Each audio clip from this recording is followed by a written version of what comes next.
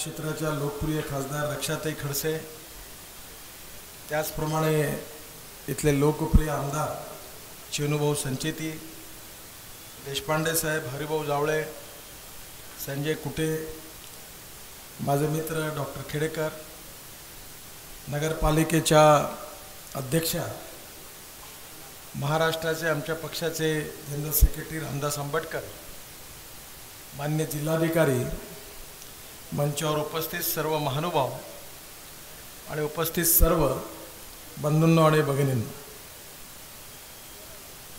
आज अतिशय आनंदाची गोष्ट आहे की आज आपल्या पश्चिम विदर्भामध्ये देखील एका महत्त्वाच्या रस्त्याच्या कामाची सुरुवात होत आहे। अमरावतीपासून सुरतपर्यंत हा रस्ता आहे, पण त्यात आज अमरावतीपासून तर चिखलीपर्यंत म्हणजे नाथाभाऊंच्या मतदारसंघातल्या शेवटच्या गावापर्यंत या रस्त्याच्या कामाची आज सुरुवात होते आहे। विशेष रूपाने आज अतिशय आनंदाची गोष्ट आहे की या कामामध्ये गेल्या अनेक दिवसापासून रक्षाताई, चेनूभाऊ अनेक वेळा या सर्व रस्त्याचं फॉलोअप सातत्याने माझ्याकडे घेत होते। विशेषतः आजच्या या भूमिपूजनामध्ये हा जो आपला नांदुरा इथे जो रोड आहे राष्ट्रीय महामार्गाचा, याचं पूर्ण 4 पदरीकरण, चौपदरीकरण सिमेंट कॉन्क्रीटचा रोड होणार आहे आणि तसंच जळगाव जामोदकडे जाणाऱ्या रस्त्यावर रेल्वे उड्डाणपुलाचं देखील काम होणार आहे। रेल्वे उड्डाणपुलाची किंमत 175 कोटी आहे आणि रस्त्याची लांबी 7 किलोमीटर आहे। स्वाभाविकपणे आता नाथाभाऊंनी सांगितलं, पण त्यात मी थोडासा सुधार करू इच्छितो की हे दोन्ही कामं जी आहेत ती स्कोप ऑफ वर्कमध्ये याच कामात टाकलेली आहे आणि त्यामुळे या कामाची सुरुवात या रस्त्याच्याच अनुषंगाने होणार आहे आणि ते काम लगेच सुरू होईल असा मी विश्वास आपल्या सगळ्यांना देतो। या उड्डाणपुलाच्या बाबतीमध्ये संजय कुटे देखील वारंवार माझ्याकडे त्यांनी याचा पाठपुरावा केला, कारण नांदुराच्या दृष्टीने हा जसा महत्त्वाचा आहे तसंच जळगाव जामोदकडून देत असताना या रस्त्यावर किती अडचणी होतात याचा अनुभव आपल्या सगळ्यांना आलेला आहे। मलाही पण विशेषतः निवडणुकीच्या काळामध्ये 10 वाजताच्या सभा पूर्ण करायची असल्यामुळे मी या ठिकाणी अडकण्याचा मला देखील अवसर मिळाला, संधी मिळाली आहे। त्यामुळे हा रेल्वे पूल किती महत्त्वाचा आहे याचा निश्चितपणे मला कल्पना आहे।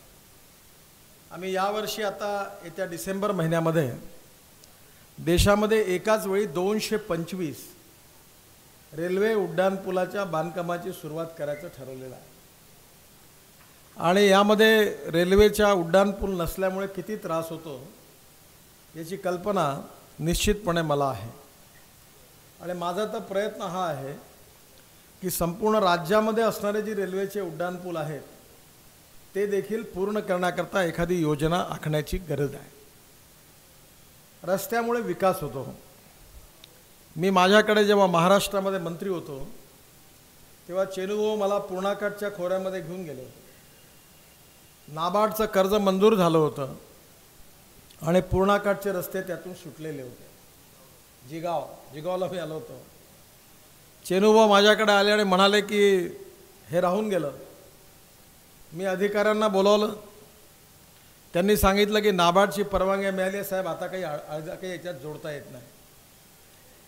त्यावेळी चेनूभाऊंनी मला परिस्थिती सांगितली की या भागातल्या मुलींशी कोणी लग्न करत नाही, म्हणजे त्या मुली कुठे त्या प्यायला पाणी नाही, गावात जायला रस्ता नाही, मुलं शाळेत जाऊ शकत नाही। ती सगळी परिस्थिती सांगितल्यावर मला अतिशय वाईट वाटलं आणि मी चेनूभाऊंना सांगितले की नाही, आपण याच्यातून काही ना काही मार्ग काढू। मी नाबार्डच्या चेअरमनला पुन्हा बोलावलं आणि मी त्यांना विनंती केली आणि त्या पूर्णाकाठच्या खोऱ्यातल्या गावाची परिस्थिती त्यांच्यासमोर मांडली आणि त्यांना सांगितलं की यातून मार्ग काढला पाहिजे। त्यांनी सांगितलं साहेब माझ्याही हातात नाही, कारण बोर्डाने आता तुमची योजना मंजूर करून टाकलेली आहे। पण मी पिछा सोडला नाही। मी त्यांना म्हटलं की मी महाराष्ट्र सरकारतर्फे खात्याचा मंत्री म्हणून तुम्हाला पुन्हा विनंती करणार आहे, तुम्ही पुन्हा बोर्डात जा। आणि मला सांगताना आनंद होतो आहे की या जिगाव परिसरातील पूर्णाकाठचे जेवढे गावं होती त्या गावाची योजना नाबार्डने विशेष बोर्डामध्ये पुन्हा ते पॅकेज घेतलं आणि मंजूर केलं आणि या भागातल्या लोकांना न्याय मिळाला.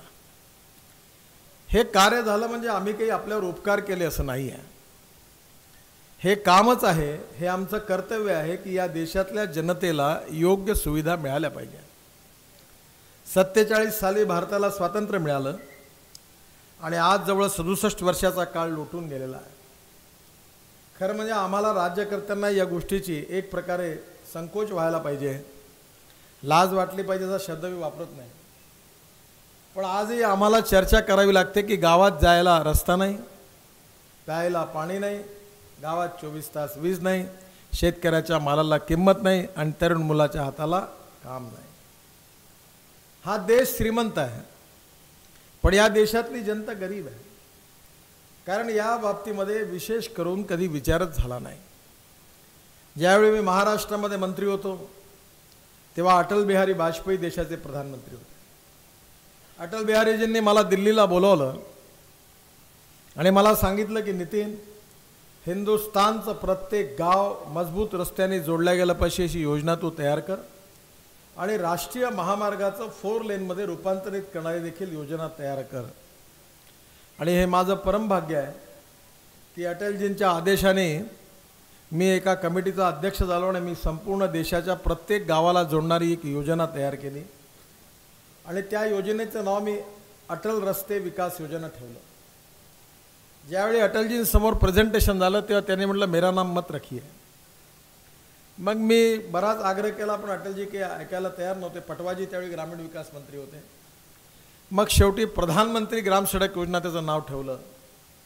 आणि मला सांगताना या गोष्टीचा आनंद वाटतो, अभिमान वाटतो की अटल बिहारी वाजपेयी या देशातले पहिले नेते आहेत की ज्यांनी 6.5 लाख खेड्यांपैकी 1,70,000 गावांना प्रधानमंत्री ग्राम सडक योजनेद्वारे मजबूत रस्त्यांनी जोडण्याचं काम केलं असेल तर ते अटल बिहारी वाजपेयींनी केलं.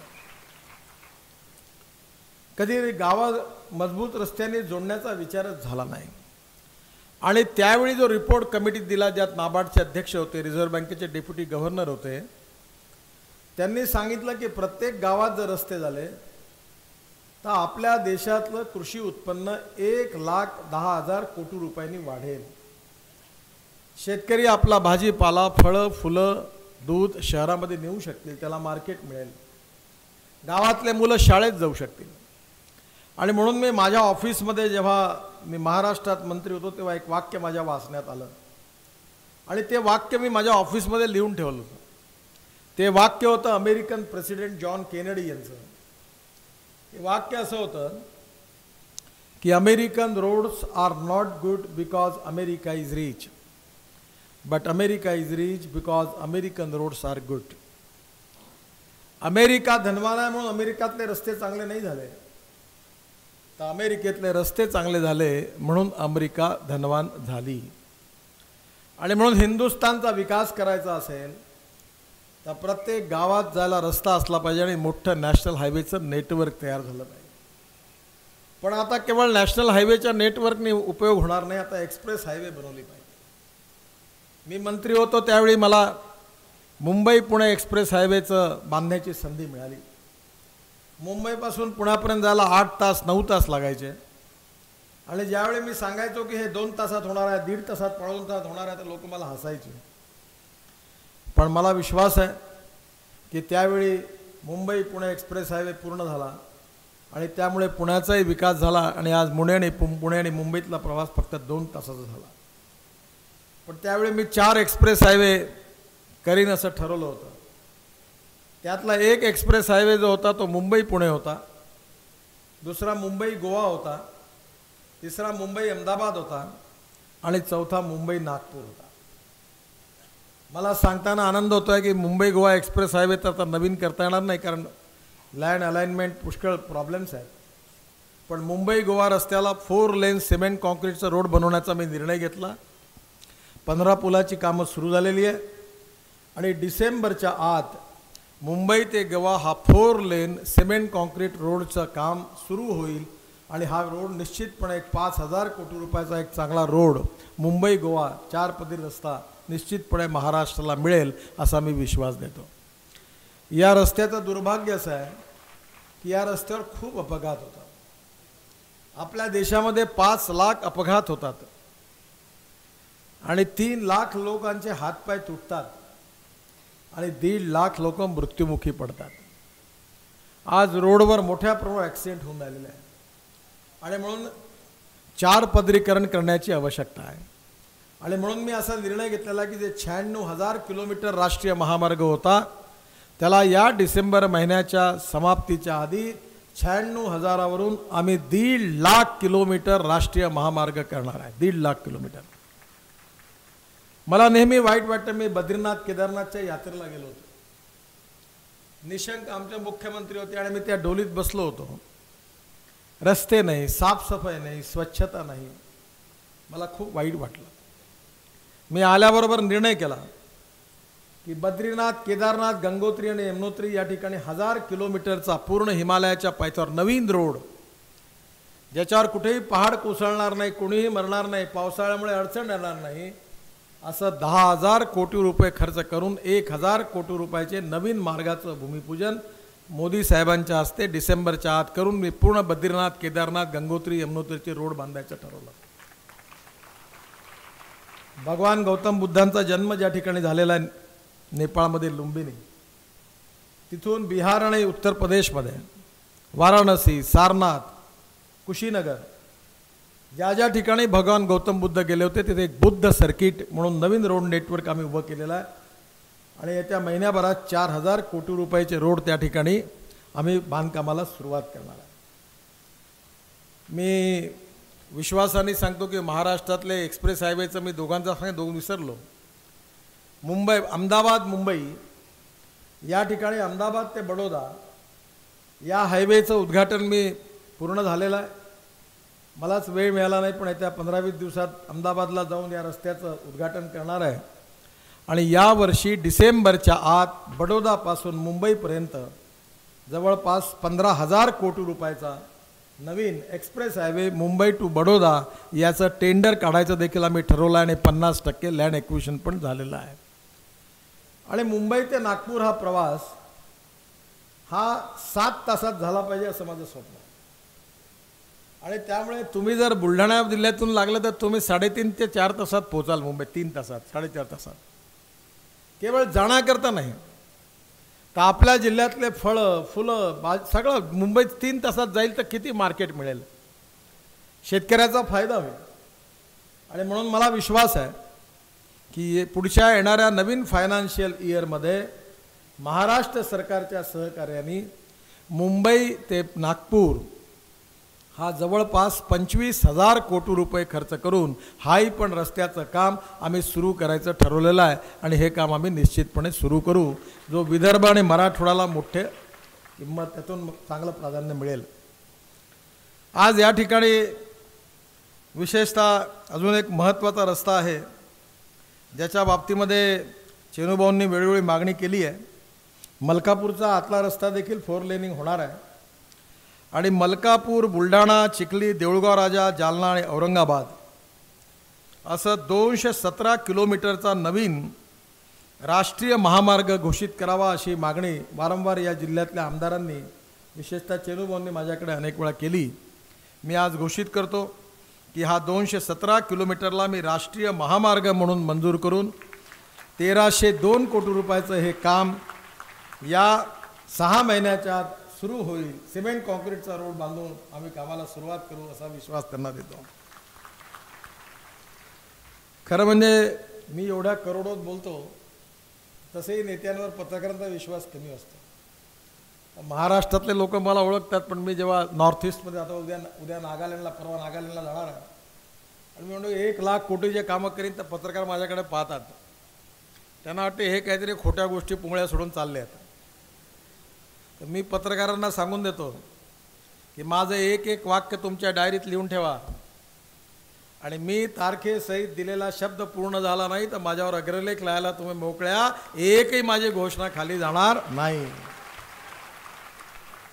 त्यामुळे मी आज माझ्या 35 वर्ष 40 वर्षाच्या कोणा पत्रकाला घाबरत नाही. मी त्याला सांगतो लिहून घ्या आपल्या डायरीमध्ये पूर्ण, नाही झालं तर मला विचार. तर लोक मला म्हणतात तुझे पैसे कुठून येणार. आता हे पैसे कुठून येणार आहे हे माझ्याजवळ म्हटलं द्रौपदीची थाळी आहे. जसं किती लोक जेवले तरी त्या थाळीतून अन्न यायचं, तसं माझ्याजवळ अशी थाळी आहे की किती कामं केली तरी पैशाची काही कमीच नाही. मी जेव्हा महाराष्ट्रात मंत्री होतो तेव्हा 10 कोटी सरकारकडनं घेतले, 4000 कोटी जनतेतून उभे केले आणि 2.5 वर्षामध्ये 8000 कोटी रुपयाची कामं पूर्ण केली आणि 7 वर्षात ते पैसे वापस झाले. मुंबई पुणे एक्सप्रेस हायवे, मुंबईतले 55 उड्डाण पूल, वरळी बांद्रा सीलिंग प्रोजेक्ट सारखे प्रोजेक्ट करण्याची संधी मला मिळाली. त्यामुळे आज इथे मी घोषणा करतो आहे आणि घोषणा मी अभ्यासपूर्ण एक एक रस्त्याचं नाव कोण माझ्याजवळ सगळा डाटा आहे, पाहिजे तर नावही वाचून दाखवतो. पण मला कधी कधी दुःख होतं. मी नागपूरचा आहे, देवेंद्र फडणवीस नागपूरचे आहे. कसं आहे, सगळेच भुके राहिले, सगळेच नंगे राहिले तर कोणी कोणाला काही म्हणत नाही. पण एखाद्याला जेवायला मिळालं का बाकीचे लोक मोठे नाराज होतात, इसको क्यों खाने को मिला म्हणतात. आता आम्ही नागपूरचा असल्यामुळे नागपूरमध्ये, आता मी खासदार आहे नागपूरचा, तर माझ्या कॉन्स्टिट्युन्सीमध्ये वर्षभरात 22,000 कोटी रुपयाची कामं मी आणली. ती आल्यावर प्रचार सुरू झाला. अब तो काय, पुण्याचे अग्रलेख सुरू झाले, आता चला नागपुरात राहायला, आता पुण्यात राहायला काय अर्थ आहे वगैरे. पण मी कधी असं केलं नाही.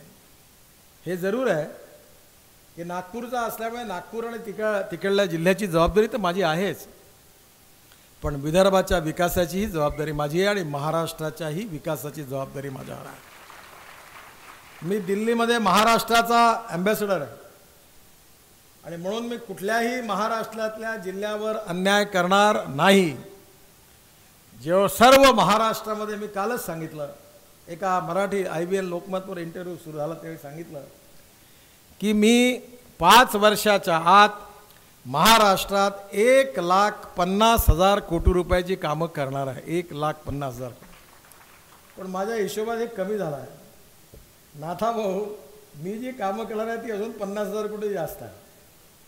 पण मी घोषणा 1,50,000 कोटीची केली. हे 2 लाख कोटीच्या वरती होणार आहे असं समजून घ्या तुम्ही, आणि हे निश्चितपणे होणार. आणि म्हणून आज मी तुम्हाला या ठिकाणी सांगतो की विशेषतः आपल्या या पश्चिम विदर्भामध्ये अमरावती, अकोला, यवतमाळ आणि बुलढाणा या भागामध्ये मी तुम्हाला सांगतो, पुढल्या डिसेंबर महिना पुढल्या वर्षीचा संपायच्या आत मी या पश्चिम विदर्भामध्ये 50,000 कोटी रुपयाची कामं सुरू करून देणार. 50,000 कोटी कामाची लिस्ट माझ्याजवळ आहे, पण ती वाचण्यामध्ये बराच वेळ जाईल. तुम्ही सांगायचं मी सांगतो. गोटी सिन्नर, विजापूर, औरंगाबाद, त्यातून जालना, सिंदखेड राजा, मेहकर, मालेगाव, कारंजा, तळेगाव, वर्धा 1,651 कोटी 275 किलोमीटर. खामगाव, चिखली रोड 342 कोटी 57.10 kilometre. Wani, Yavatmal, Amravati, Achalpur, Semadoh, Dharni, Khandwa MP border 2,414 कोटी रुपये 402 किलोमीटर. हे सगळे राष्ट्रीय महामार्ग प्रस्तावित केले आहेत. मोर्शी, चांदूर बाजार, अचलपूर, धारणी, खांडवा 1,404 कोटी रुपये 234 किलोमीटर. अकोला, अकोट, अचलपूर, बहिरम, बैतूल 1,266 कोटी रुपये 211 किलोमीटर. अमरावती, अडेगाव, धारण, खांडवा 2,664 कोटी रुपये 444 किलोमीटर. मलकापूर, बुलढाणा, चिखली, जालना, औरंगाबाद आत्ताच मी वाचलं 1,698 कोटी रुपये 283 किलोमीटर. सातारा मसवड मार्च नाही, हा आपल्याकडला नाही आहे. मलकापूर हा जो रोड आहे सातारा मसवड माळशिरस तिकडनं सुरू होतो. हा परळी, वैजनाथ, गंगाखेड, परभणी, हट्टा, हिंगोली, कळमनुरी, पुसद, दिग्रस, कारंजा आणि अमरावती हा 4,242 कोटी रुपयाचा 707 किलोमीटर. मलकापूर, चिखली, देऊळगाव राजा, जालना, औरंगाबाद हा 1,302 कोटी रुपये. नंतर मलकापूर, बुलढाणा, चिखली, जालना, औरंगाबाद हा 1,698 कोटी रुपये. अकोला, खामगाव, चिखली, देऊळगाव राजा, जालना 1,188 कोटी रुपये. मण्णेरा, नागझरी, खर्डा रोड, कारंजा, मूर्तिजापूर 1,284 कोटी रुपये 214 किलोमीटर. बण्णेरा, नागझरी, खर्डा, कारंजा, मंगरुळपीर, वाशिम, हिंगोली, हिवरा 906 कोटी रुपये 151 किलोमीटर. बडनेरा, यवतमाळ, उमरी, करंजी NH7ला जोडणाऱ्या 1656 कोटी रुपये 276 किलोमीटर, एकंदरीत 7,860 किलोमीटर आणि किंमत 43,511 कोटी रुपये. जे प्रिन्सिपल मान्यता दिलेली आहे ही वेगळी. पुन्हा अकोला, वाशिम, हिंगोली, नांदेड 2,000 कोटी रुपये 200 किलोमीटर, मलकापूर, बुलढाणा, चिखली, देऊळगाव राजा, जालना, औरंगाबाद हा 650 कोटी 216 किलोमीटर, अमरावती, मोर्शी, वरुड, पांढुर्णा पुढे हा मध्य प्रदेशमध्ये जाणार आहे 850 कोटी रुपये 85.70 किलोमीटर, दिग्रस, दारवा, कारंजा 700 कोटी रुपये, करंजी, यवतमाळ, अमरावती, अचलपूर, सीमाडो, धारणी, बुराणपूर, अजंठा, बुलढाणा, खामगाव, शेगाव, अकोट, देवरी, अंजनगाव, परतवाडा, बैतूल 2200 कोटी रुपये, उमरगा, औसा, लातूर, रेणापूर हा जो रोड आहे, मंठा, लोणार, सुलतानपूर, मेहकर, चिखली आणि खामगाव हा 2,352 कोटी रुपये. आणि असे बरेच चिल्लर कामं आहेत. ही सगळी जर टोटल केली तर मी तुम्हाला विश्वासाने सांगतो की आज पश्चिम विदर्भामध्ये पुढच्या डिसेंबरच्या आत जवळपास 50,000 कोटी रुपयाची कामं आपण करूया. यात मुंबई पुणे एक्सप्रेस हायवे जो इकडनं जाणार आहे ते सोडला जाईल. आणि येणाऱ्या काळामध्ये आपल्या देशामध्ये विदर्भ देखील लोकांची अपेक्षा आहे आणि मोठ्या प्रमाणात विदर्भामध्ये विकासाची अपेक्षा असल्यामुळे आपलं सरकार आपण सगळ्यांच्या प्रयत्नांमुळे आणि सहकार्यामुळे आल्यामुळे निश्चितपणे हे काम होईल असा मी आपल्याला विश्वास देतो. आत्ताच खडसे साहेब बोलले शेतकऱ्यांची स्थिती चांगली नाही आहे. कधी अतिवृष्टी झाली म्हणून दुष्काळ जाहीर करा मागणी होते, कधी कमी पाऊस पडला म्हणून दुष्काळ जाहीर करा म्हणून मागणी होते, कधी गारपीट झाली म्हणून दुष्काळ जाहीर करा म्हणून मागणी होते. खरं म्हणजे अस्मानी संकट मोठं आहे आणि आपल्या भागामध्ये खताच्या किमती असेल, बियाणाच्या किमती असेल त्या वाढलेल्या आहेत आणि शेतमालाला भाव नाही आहे. आज चांगली गोष्ट आत्ताच मी चेनुवांना विचारलं की कापसाला 8500 रुपये क्विंटलपर्यंत भाव गेला. मध्ये कापसाची पण किंमत कमी होती आणि म्हणून शेतकऱ्यांना माझी विनंती आहे की नरेंद्र मोदींच्या नेतृत्वाखाली जे सरकार दिल्लीमध्ये आलेलं आहे या सरकारची सर्वोच्च प्राथमिकता जर कोणती असेल तर ग्रामीण भागामध्ये आणि कृषी क्षेत्रामध्ये कसं परिवर्तन होईल, गाव गरीब मजदूर आणि शेतकरी याचं कल्याण कसं होईल. मी अनेक योजनांवर काम करतो आहे. आज युरियाच्या बॅगची किंमत 1400 रुपये आहे. आता कोळशापासून युरिया तयार करून युरिया 500 रुपये बॅगमध्ये शेतकऱ्यांना कसा मिळेल असा प्रयत्न आमचं सरकार करत आहे. या ठिकाणी कापसापासून कापूस, ज्वारी, गहू, तांदूळ, साखर याला काही आता अर्थ राहिला नाही, किंमत नाही आहे. आणि म्हणून मी शेतकऱ्यांना विनंती करीन की आपला क्रॉप पॅटर्न बदलवला पाहिजे. आज आपल्या इथे डाळ बियांचं शॉर्टेज आहे, तेल बियांचं शॉर्टेज आहे. आपण 1,00,000 कोटी रुपयाचं खाद्यतेल आयात करतो आहे. मग आपण गव्हाच्या ऐवजी, ज्वारीच्या ऐवजी, तांदूळाच्या ऐवजी आपण तेल बिया लावू शकतो का याचा विचार केला पाहिजे. मी आता नाथाभाऊंना सांगत होतो की पहिल्यांदी सोयाबीनचं उत्पन्न आमच्या नागपूर विभागात 15 क्विंटल व्हायचं.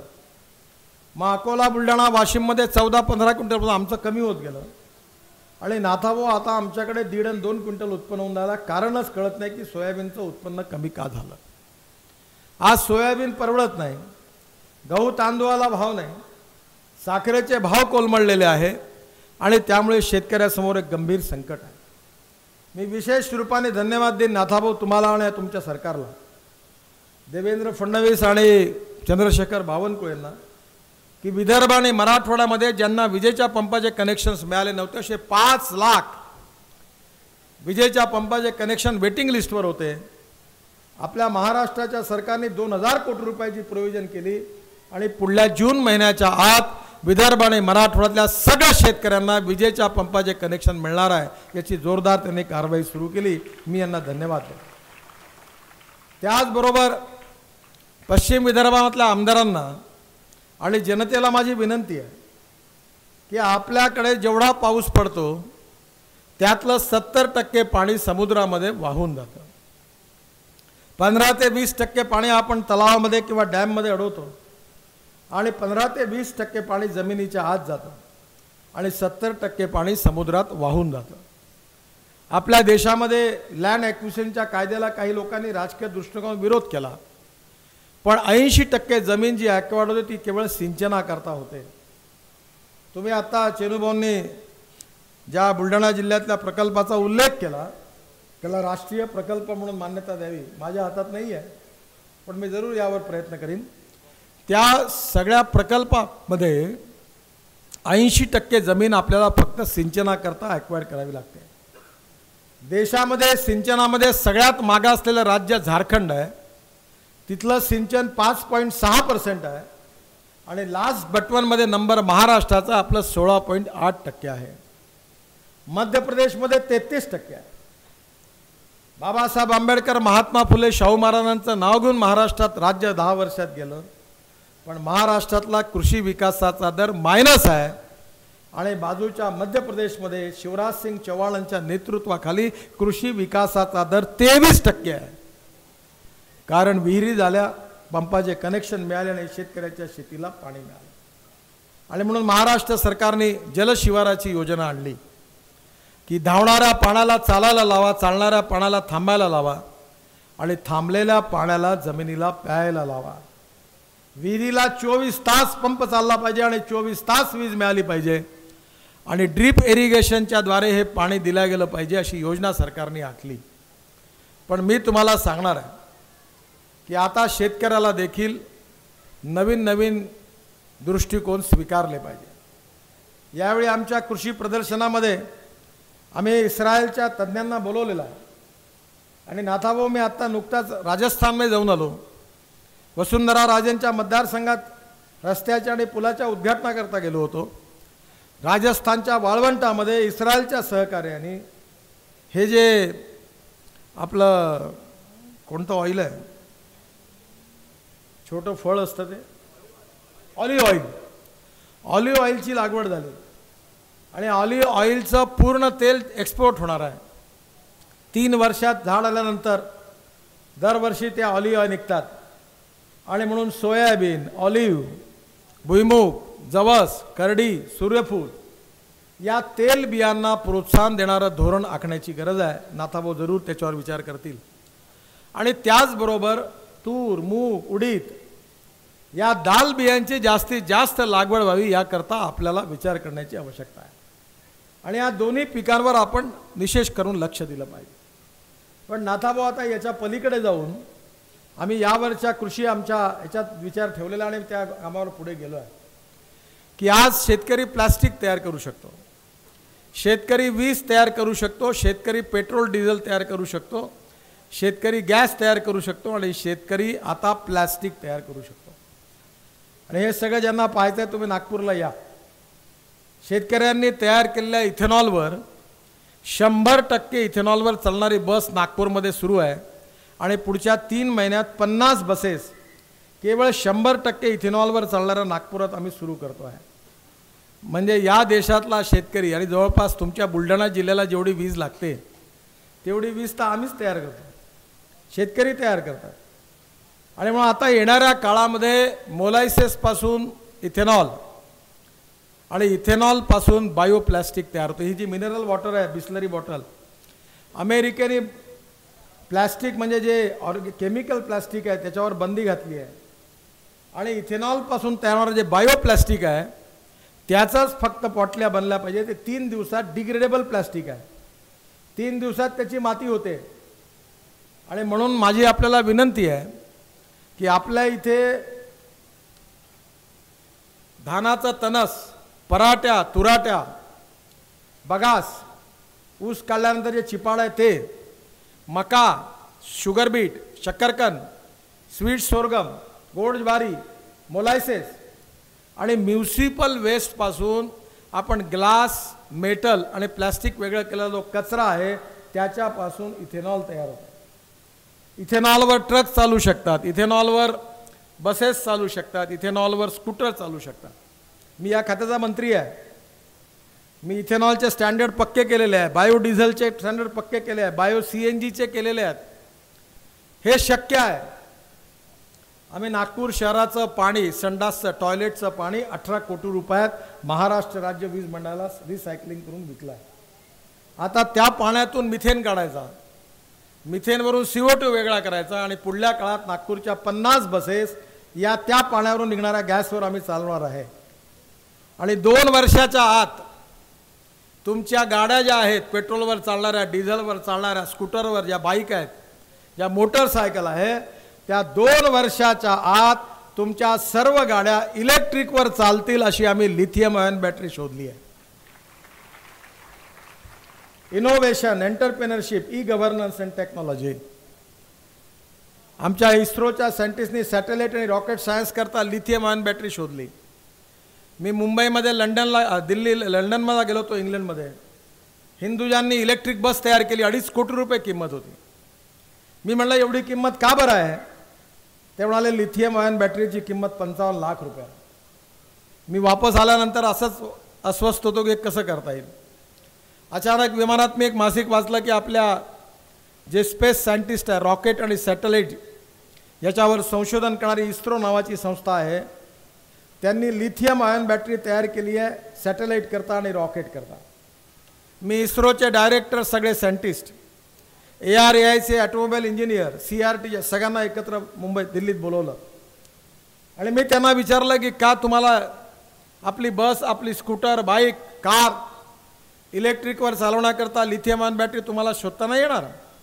त्यामुळे साहेब संशोधन करता येईल। मग केलं का नाही? म्हणजे आम्हाला कोणी सांगितलंच नाही। म्हटलं मी सांगतो, तुम्ही कामाला सुरुवात करा, तुम्हाला पैसे पाहिजे का? म्हणे नको। आणि 6 महिन्याच्या आत आपल्या भारतीय वैज्ञानिकांनी आणि इंजिनियरनी माझ्याकडे येऊन लिथियम आयन बॅटरी मला प्रेझेंट केली आणि जिची किंमत 55 लाख रुपये आहे ती आमच्या वैज्ञानिकांनी केवळ 5 लाख रुपयात तयार केली।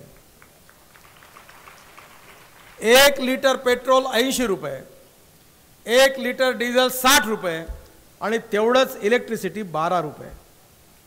आणि मला चंद्रशेखर बावनकुळेंनी सांगितलं की हे 12 रुपये याच्यामध्ये रात्री 10 पासून सकाळी 6 पर्यंत जर तुम्ही वीज वापरली तर विजेचा दर अर्धा होईल, म्हणजे 6 रुपये।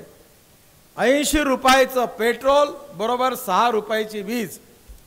पोल्युशन नाही, इम्पोर्ट सबस्टिट्यूट, कॉस्ट इफेक्टिव्ह आणि एन्व्हायरमेंट फ्री, पोल्युशन नाही, हे आपल्या देशामध्ये होऊ शकतं।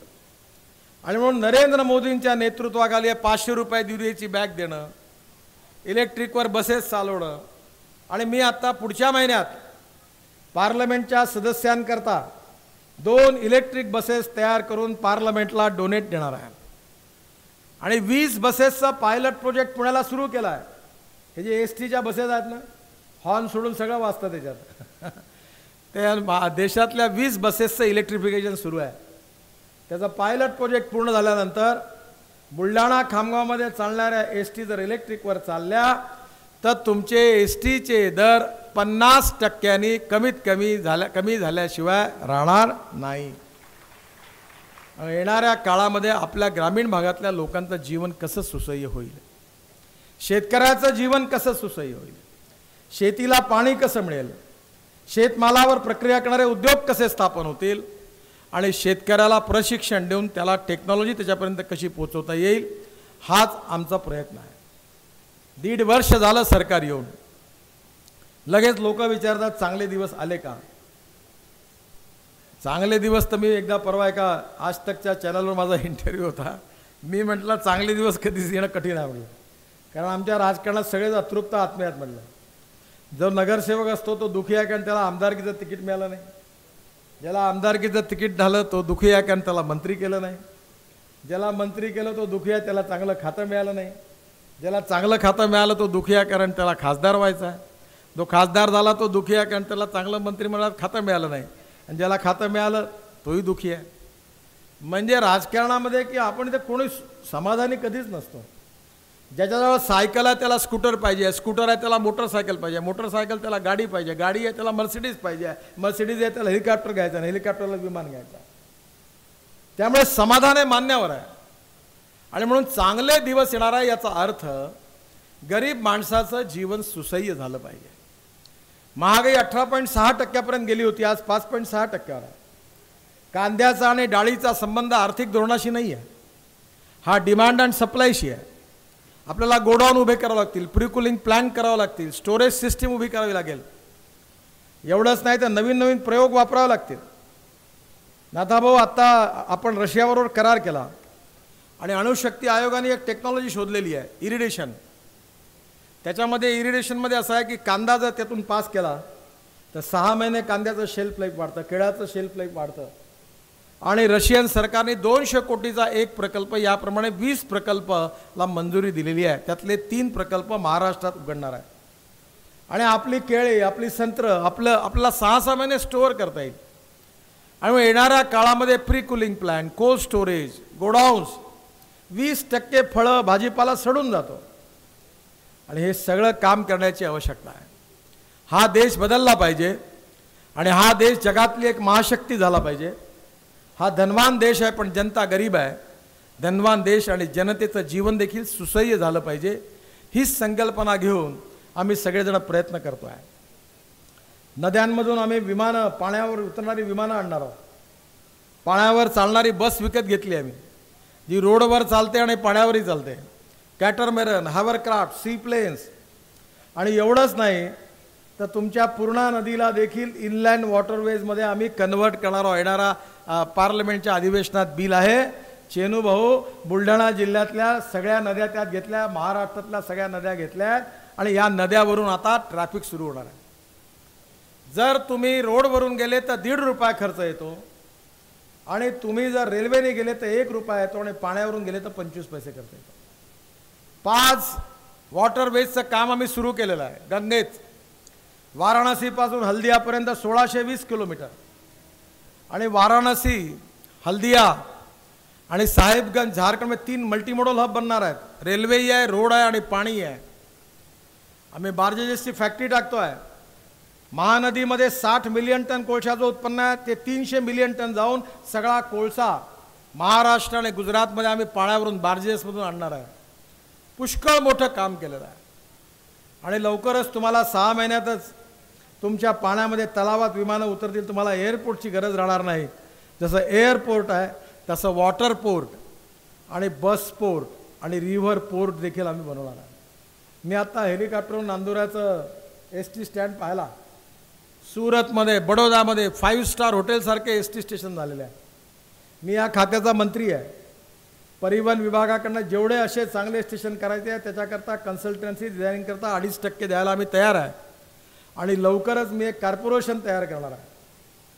अनेक लोक पैसे घेऊन तयार आहेत. 2 दिवसापूर्वी जपानचे प्रधानमंत्र्यांचे आर्थिक सल्लागार मला भेटले आणि 0.5% इंटरेस्ट त्यांनी 2 लाख कोटी रुपये देण्याची तयारी दाखवली.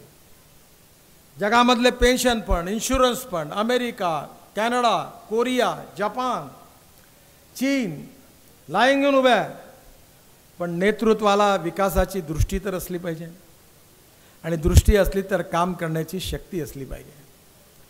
नरेंद्र मोदींच्या नेतृत्वाखाली हिंदुस्थानचं भविष्य बदलवण्याचं आव्हान आम्ही स्वीकारलेलं आहे. आम्हाला 1.5 वर्ष झालेली आहे.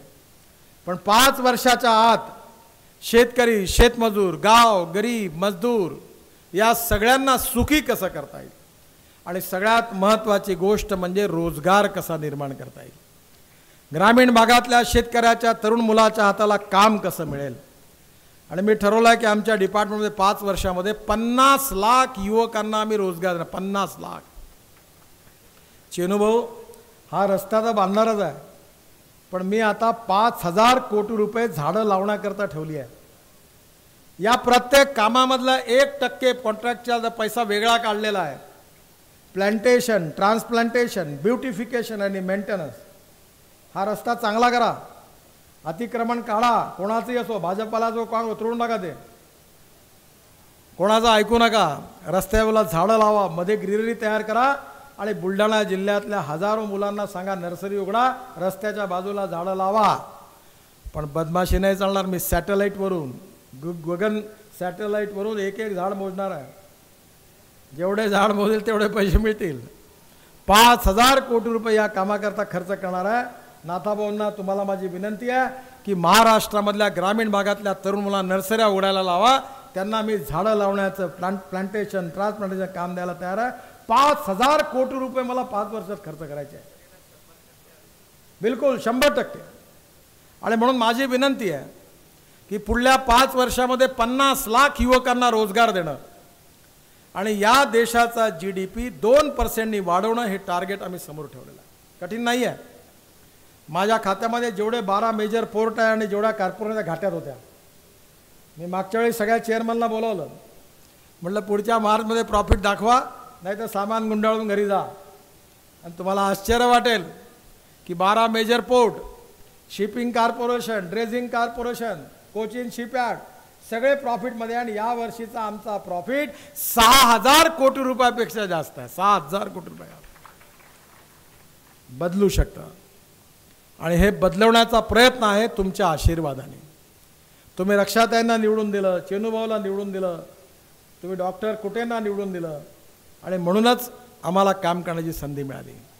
मला विश्वास आहे की तुमच्या अपेक्षा पूर्ण करून तरुण मुलाच्या हाताला रोजगार मिळणारी आर्थिक नीती आहे तिचा अवलंब करून, शेतकऱ्याचे प्रश्न सोडून, गावाला समृद्ध संपन्न करून हिंदुस्थानला जगाची नंबर 1 ची ताकद बनवणं हाच आमचा संकल्प आहे. आणि म्हणून या कामामध्ये आपण सगळ्यांनी निश्चितपणे या सगळ्यांना सहकार्य करावं. बुलढाणा जिल्हा बँकेचा प्रश्न पुनरुज्जीवित करण्याचा हा बराच महत्त्वाचा होता. आपल्या अनेक लोकांचे पैसे अडकले, प्रश्न सुटलेला आहे आणि आता पैसेही मिळालेले आहे. आणि विदर्भातल्या या तिन्ही बँका आता सुरू होणार आहे. या बाबतीत देखील केंद्र सरकारने मोठी उदार भूमिका घेतली आणि आउट ऑफ बॉक्स जाऊन निर्णय घेतलेला आहे. मला विश्वास आहे की या जिल्ह्याचे प्रश्न सोडण्यामध्ये निश्चितपणे आम्ही आपल्या सगळ्यांच्या मागे भारत सरकार उभं राहील असा विश्वास व्यक्त करतो. आणि आजचा दिवस हा महत्त्वाचा आहे. आज वल्लभभाई पटेल यांचं आम्ही स्मरण करतो आहे. वल्लभभाई पटेल यांनी देशाच्या एकता अखंडतेकरता केलेलं बलिदान, त्यांनी आपल्या देशाला एक केलं. राजे महाराजे नवाब एक करून हिंदुस्थान घडवला. त्या सरदार पटेलांना आम्ही विसरू शकत नाही. मी त्यांना अभिवादन करतो. त्याचप्रमाणे आपल्या देशाच्या माजी प्रधानमंत्री इंदिरा गांधी, ज्यांनी आपल्या देशाच्या विकासामध्ये त्यांचं मोठं योगदान होतं, त्यांची पण आज पुण्यतिथी आहे. त्या दोघांनाही पण मी अभिवादन करतो आणि आपल्या सगळ्यांना विश्वास देतो की येणाऱ्या काळामध्ये निश्चितपणे आपल्या अपेक्षा पूर्ण करून विदर्भ, बुलढाणा जिल्हा असेल, विदर्भ असेल, महाराष्ट्र असेल की हिंदुस्थान असेल, आम्ही सुखी समृद्ध संपन्न बनवल्याशिवाय राहणार नाही असा विश्वास व्यक्त करून माझं भाषण संपवतो. धन्यवाद. जय हिंद. नमस्कार.